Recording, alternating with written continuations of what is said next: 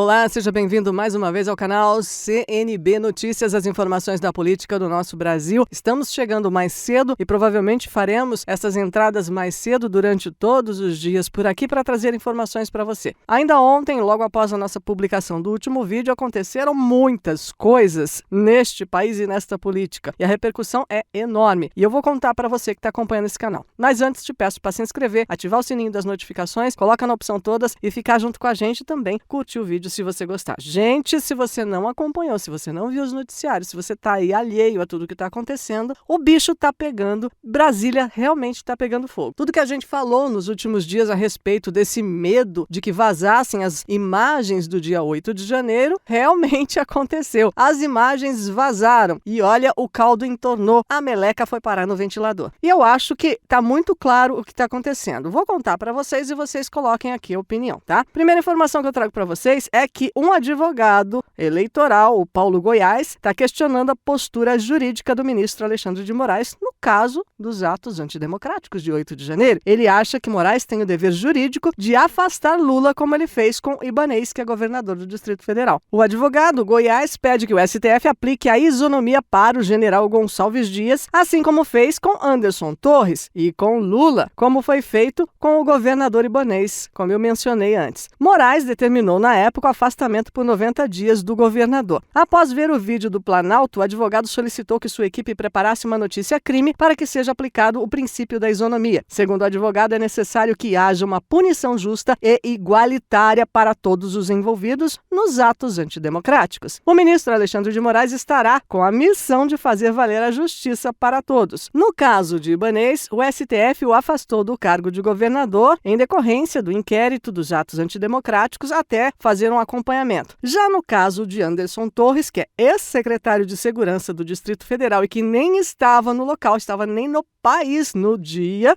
ex-secretário de Segurança, o STF ordenou sua prisão preventiva por suspeitas de envolvimento no dia 8 de janeiro. Segundo o Goiás, o advogado, o general Gonçalves Dias deve ser tratado da mesma forma com a aplicação da isonomia. Ele acredita que a prisão do general é necessária para que sejam garantidos os princípios democráticos e a segurança do Estado de Direito. Em relação ao presidente Lula, ele afirma que deve ser afastado da vida pública, assim como foi feito com Ibanez. O advogado ainda argumenta que a justiça deve ser aplicada de forma igual para todos os envolvidos em caso de corrupção e atentado contra a democracia. E você acha que o STF e o Moraes vão fazer isso?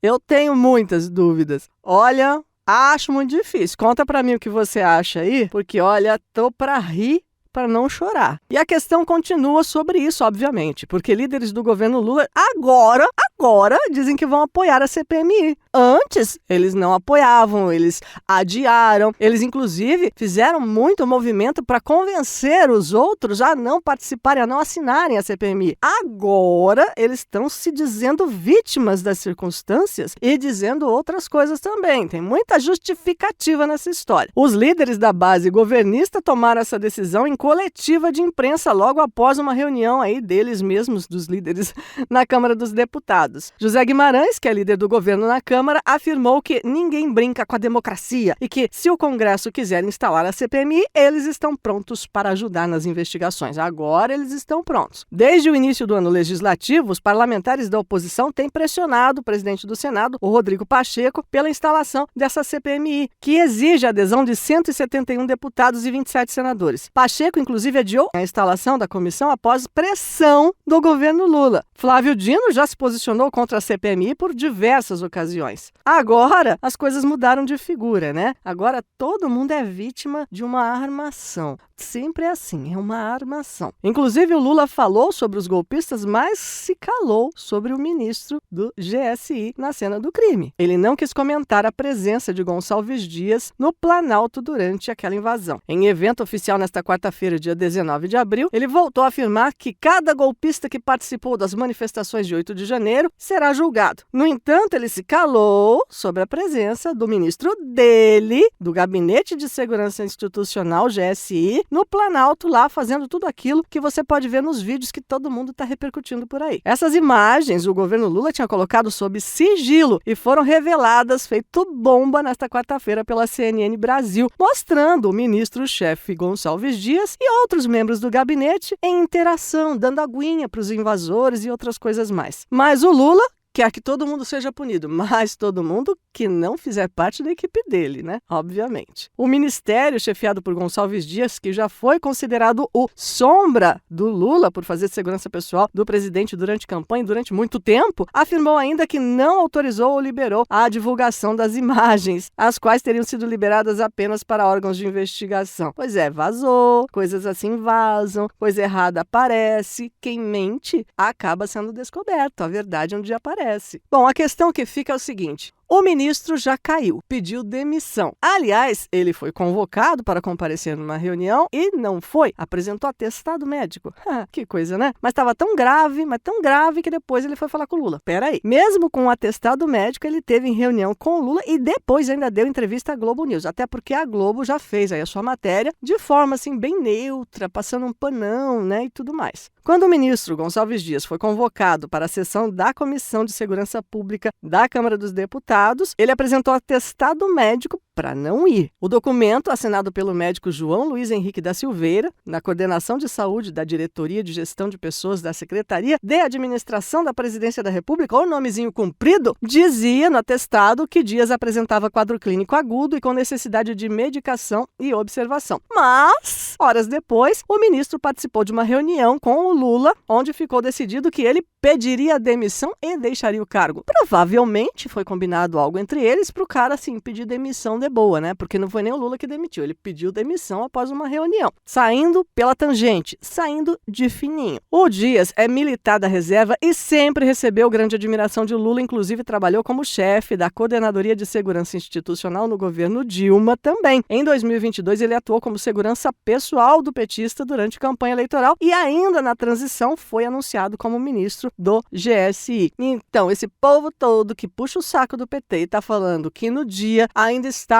presentes pessoas do governo Bolsonaro na fase de transição, que o governo é muito recente, não podem muito argumentar contra o fato de que o Gonçalves Dias foi nomeado pessoalmente pelo Lula para ministro do GSI e estava lá, segundo imagens. Que, aliás, o Gonçalves Dias declarou aí à televisão, a Globo, né, que as imagens foram manipuladas, que os vídeos foram editados. Olha só como é que evoluímos na tecnologia. Já conseguimos colocar o cara fazendo uma coisa que ele não fez. Mas você tem todo o direito de opinar aqui no nosso vídeo, no nosso canal e contar para mim o que você acha. Eu conto mais para você porque, olha, tá acontecendo muita coisa. Mas isso é muito grave. Eu só queria deixar um adendo aqui, gente, que eu tô um pouquinho decepcionada com a nossa oposição. Porque vamos combinar. Fazer oposição a um governo que faz tanta M, que por si próprio já tá se sabotando, já tá entregando ouro pro bandido, eu acho que tá muito fácil fazer oposição a esse governo ou desgoverno que está instalado. No entanto, a nossa oposição é fraca. A nossa oposição é fraca de argumento, porque para combater o argumento da esquerda tem que ser forte, porque os caras têm na ponta da língua tudo para revidar. Eles têm a pachorra de transformar um fato que é contra eles em fato a favor. Eles conseguem manipular mídia, manipular a mente de muita gente a favor deles. Eles contam uma mentira como se fosse verdade e falam que a verdade é mentira. E isso é muito complicado de combater. Mas a nossa oposição, o pessoal que está lá para combater isso, tem que ser mais forte, tem que ser mais parrudo. Já andaram pedindo o impeachment do Lula. Sim, pediram a CPMI que seja instalada e pediram o impeachment do Lula. Mas já foi pedido em outras ocasiões e está muito fraco esse movimento. Nessa questão gravíssima, tem que ser um movimento mais incisivo, mais forte da nossa oposição, que tem que trabalhar melhor. Então, recadinho para a nossa oposição. Então, recadinho para o pessoal da direita, que é a oposição do atual governo. Gente, vamos trabalhar direito para se opor a esse governo errado que está acontecendo no Brasil. Não está certo. Começou mal desde antes da eleição e está piorando cada vez mais. Então comente que eu espero você no próximo vídeo, gente.